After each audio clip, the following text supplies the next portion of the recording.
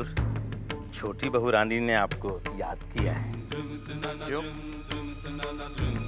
आज फिर कोई पूजा या व्रत रखा है छोटी बहू ने? नहीं सरकार, वो आपसे मिलना चाहता है। कहते ना हमारे पास बात है। दोपहरिया से आपकी प्रतीक्षा कर रही तो है। हम क्या करें भाई? हमारी भी तो कोई प्रतीक्षा कर रही है। सरकार, जाते जाते थोड़ी सूरत अगर देख रहा हूँ छोटी बहू की हिमायत में तुम कुछ ज्यादा ही बोलते जा रहे हो। नहीं माई बाप, मेरी क्या बिसात, वो तो हम छोटी बहू रानी का संदेश आप तक पहुंचा रहे थे। सच्ची सरकार।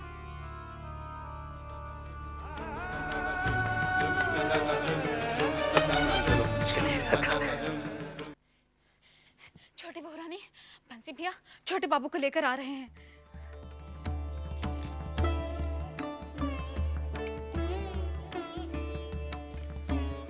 क्या बात है? क्यों बुलाया मुझे? कई दिनों से आपको देखा नहीं था, बहुत इच्छा हो रही थी देखने की, सो बुला लिया। देख लिया, अब हम जाएं? आप हमारी तरफ देखेंगे भी नहीं।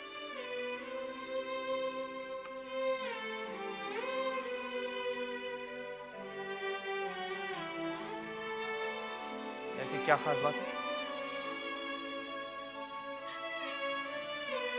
आपको हमारे पर तरस नहीं आता? किस काम का ये जीवन जिसमें पति का प्यार न हो? किस काम का ये श्रृंगार जो अपने पति को ही न लुभा पाए? तुमने अपनी ये बकवास सुनाने के लिए मुझे बुलाया है? अगर हमारी ये बातों से आपको दुख पहुंचता है तो हमें क्षमा कर दीजिए। ओफो, तुम्हारा ये रोना धोना फिर शुरू हो गया? ये रोना धोना, ये आंसू तो हमारा भाग्य बन चुका है। तुमने अपना भाग्य खुद अपने हाथों से बिगाड़ा है। क्या नहीं है तुम्हारे भाग्य में?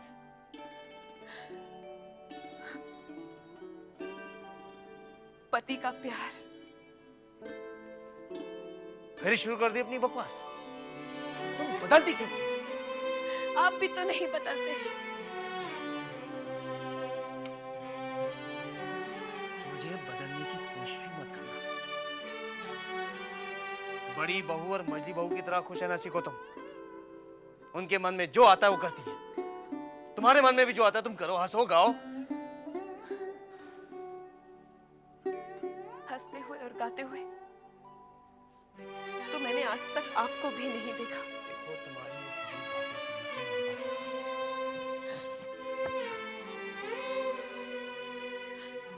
आज अगर आप वहां न जाए तो क्या मतलब है? सिर्फ इतना, आज अगर मेरे पास रह जाए। तुम चाहती क्या? तुम्हारा दामन पकड़ के बैठा रहो? तुमने हवेली के मर्दों को समझ क्या रखा? वो इतने निकम्मे हो गए हैं कि वो अपनी बीवी के आंचल के पीछे मुंह छुपा कर बैठे रहेंगे। जो मर्द अपनी बीवी से सीखते हैं उन्हें चुल्लू भर पानी में डुबाना चाहिए।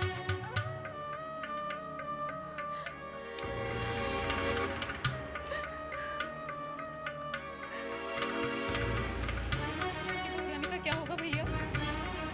धीरे धीरे सब ठीक हो जाएगा।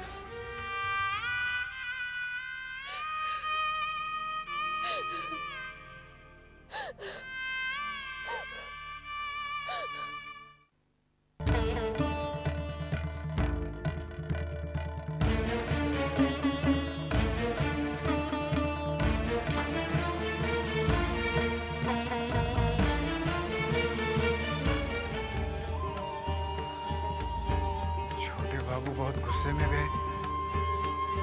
कहीं छोटी बहू से अनबन।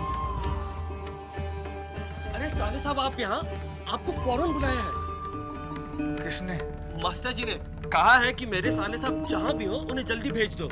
आप फौरन चले जाइए, मैं चलता हूँ, मुझे बहुत काम है।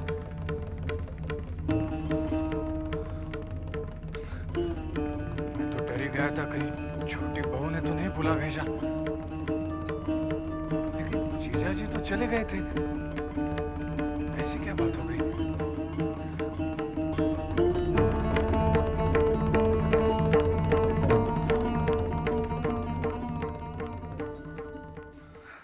क्या बात है जीजा जी? आप तो चले गए थे, फिर हाँ मुझे 1 रुपया दीजिए भाई साहब, मेरे पास एक भी पैसा नहीं है। 1 रुपया? 3 रुपए है मेरे पास। मगर जीजा जी, कल ही तो हवेली से आपको तनख्वाह मिली थी ना? हाँ लेकिन कल मैं बारनगर गया था, आश्रम, अपने गुरु भाइयों के पास। हाँ तो? जब मैं वहां पहुंचा तो मैंने देखा कि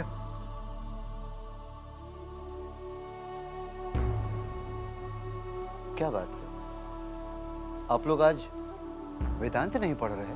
मास्टर जी, मुंह से वाणी तो तभी निकलेगी जब पेट में अन्न पहुंचे। सिर्फ वेदांत पढ़ने से तो पेट नहीं भरने वाला। क्या कह रहे हैं आप लोगों ने भोजन नहीं किया? पैसे होंगे तो भोजन का प्रबंध होगा ना मास्टर जी। 2 दिनों से सिर्फ पानी ही पेट में पहुंचा है, अन्न का एक दाना भी नहीं गया।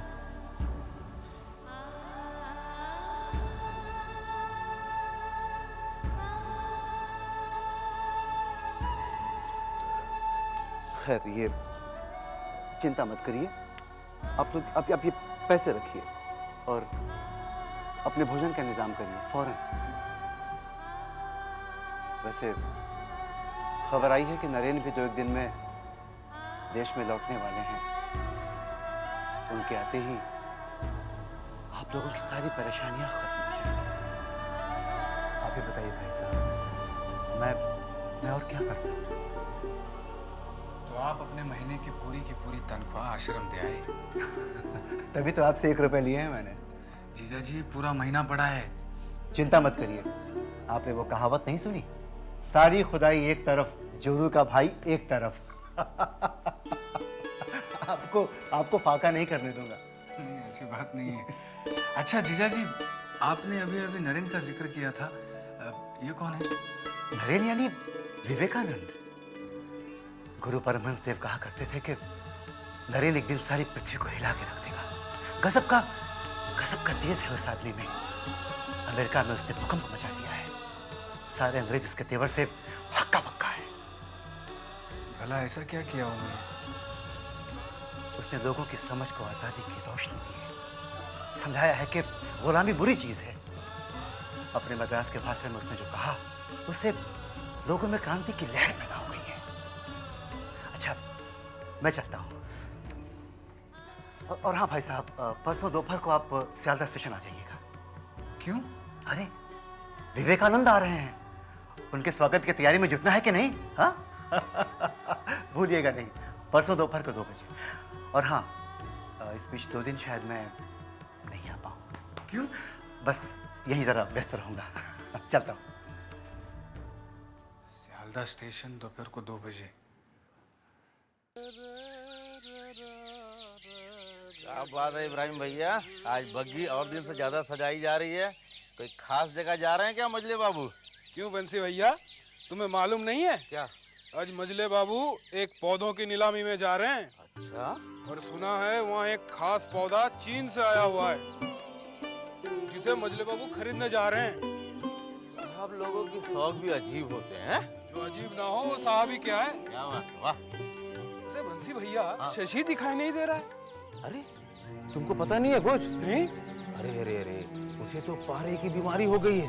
अरे अल्लाह रहम करे, ये तो छूत की बीमारी है। हाँ भैया, तुम जरा उससे बच के ही रहना। हमको तो बेचारे की बहुत फिक्र है, कहीं नन्हे बाबू उसको नौकरी से निकाल ना दे। अरे अरे अरे, चले भैया हम चले, हमको बहुत काम है। चिंता को तो कौनो बात की चिंता होती नहीं है, सारा काम हमें को करे को पड़ता है। हम चलते हैं।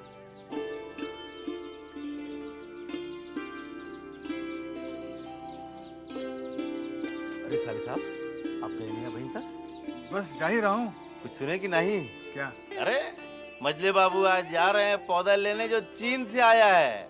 अच्छा? हाँ, और सुना है वहाँ बड़े बड़े अमीर और जमींदार लोग आने वाले हैं। पौधों की बढ़ चढ़ के बोली लगाई जाएगी। कितनी अजीब बात है, किसी के पास पेट भरने को अन्न का दाना नहीं है और किसी के पास लुटाने को पैसा ही पैसा है। बिल्कुल ठीक कहा आपने साले साहब, मगर यहाँ का तो हाल ही अच्छा है। जाना तो यहाँ तो विलायत से झाड़ फानूस आता है। एक बार तो सफेद संगमरमर में बनी हुई सफेद परी आई, बिल्कुल नंगी और हाथ में लिपटा हुआ सांप, जिसे मजले बाबू ने बड़ी शान से अपने नाच घर में रखवाया था। हमारे पास अब आई समय नहीं है। आपको हम एक बार बड़े बाबू का एक वो किस्सा सुनाएंगे जिसे अंग्रेज लाट अपनी पूरी जिंदगी नहीं भूला होगा। अच्छा, हाँ, ऐसा कौन सा किस्सा है बंसी? अब सुनाओ ना। समय नहीं है साले साहब। आप तो जाना दो कि चिंता को तो कम नो बात की चिंता नहीं है, सारा काम हमें के करे का पड़ता है। अब हम जाते ही, मगर एक बात है, जात जात आप मजले बाबू की सवारी देखकर जाओ के शान से सजी है।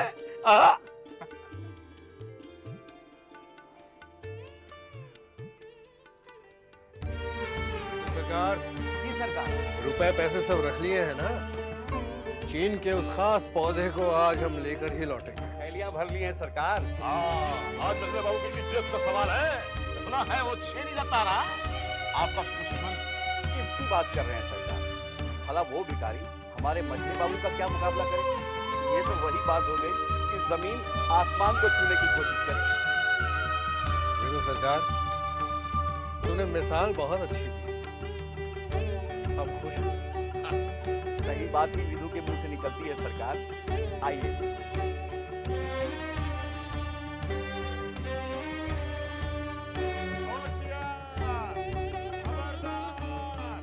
मजले बाबू की पत्नी निकलने वाली है। दूर हट जाओ।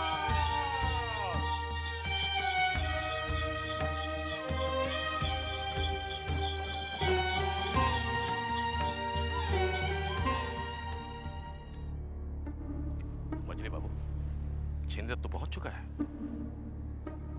घबराइए नहीं भैरव बाबू, उसने हमसे हमेशा मात ही खाई है।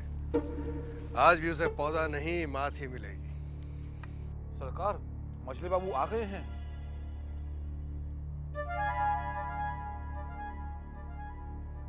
कलकत्ते के बड़े बड़े जमींदार और अमीर लोग यहाँ विराजमान हैं।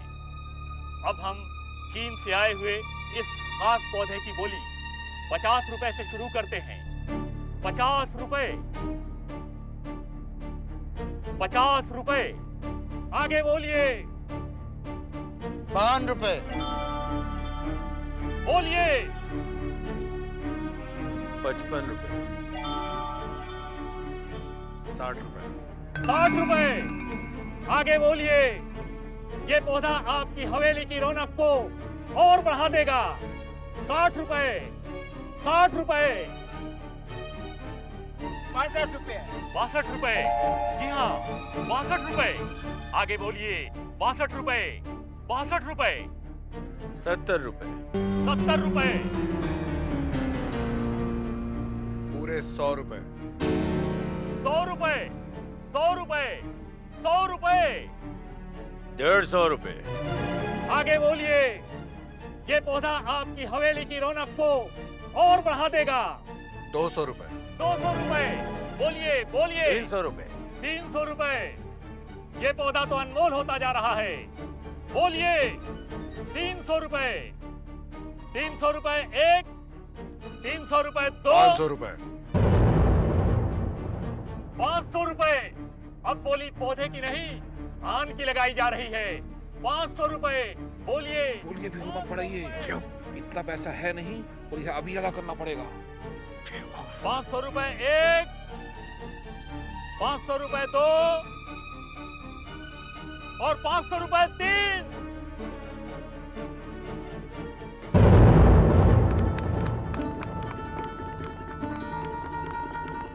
मैदान छोड़कर भाग रहा मजले बाबू। अब श्री हिरणमणि चौधरी जी जीत चुके हैं ये चीनी पौधा। श्री हिरणमणि चौधरी जी यहाँ आकर पौधा ग्रहण कीजिए और इसकी कीमत अदा कीजिए।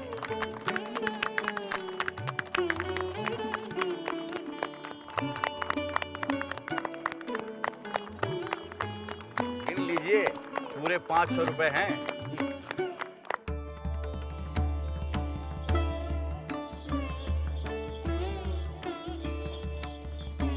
होशियार, खबरदार। मजले बाबू की सवारी आ रही है।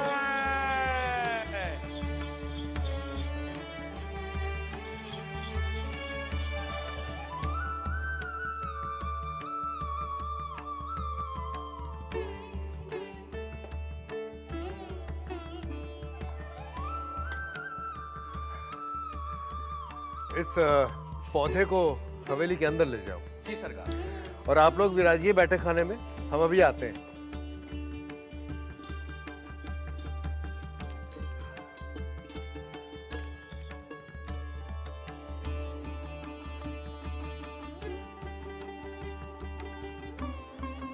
मछली बहू, मछली बहू, देखो तुम्हारे लिए क्या लाए। हाय राम, एक मामूली सा पौधा इतना संभाल कर कहाँ से ला रहे हो? मछली बहू, इज्जत से बोलो, ये पौधा मामूली नहीं है, ये खास चीन से आया है और हम सबको हराकर 500 रुपए में इसे जीत के लाए। 500 रुपए? कमाल है, सोना नहीं चांदी नहीं, महज एक पौधा, और वो भी 500 रुपए का। मर गया तो समझ गया। मछली बहू, ये हमारी इज्जत की बात है जो तुम्हारी समझ से परे है। जाओ जाओ।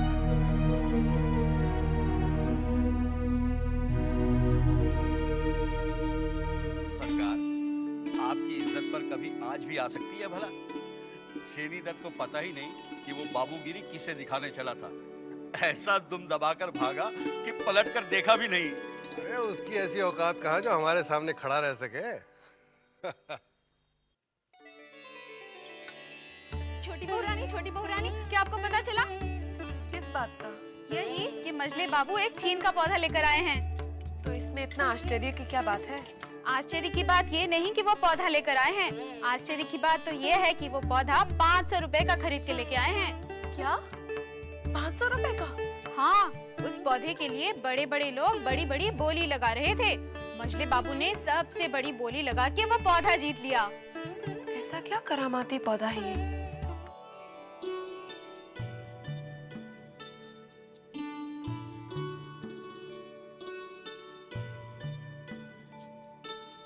भैरव बाबू। जी सरकार। इस पौधे को देख रहे हैं आप? लगता है इसकी तरफ देखते ही रहे कि शान से खिल रहा है। इसकी शान तो आपकी हवेली में आकर खिली है मजले बाबू। क्यों? सही कहा आपने। सरकार, लाट साहब का अर्दली आया है। आपके पौधे की खबर उनके कानों तक पहुंच चुकी है। उन्होंने कहलवा भेजा है, शाम को वो पौधा देखने के लिए हवेली में तशरीफ ला रहे हैं। क्या कहा? लाट साहब खुद हमारी हवेली में तशरीफ लाएंगे? ये हमारे लिए बड़े गर्व की बात है। उनका यहां आना कोई मजाक नहीं है। विदु सरकार। जी सरकार।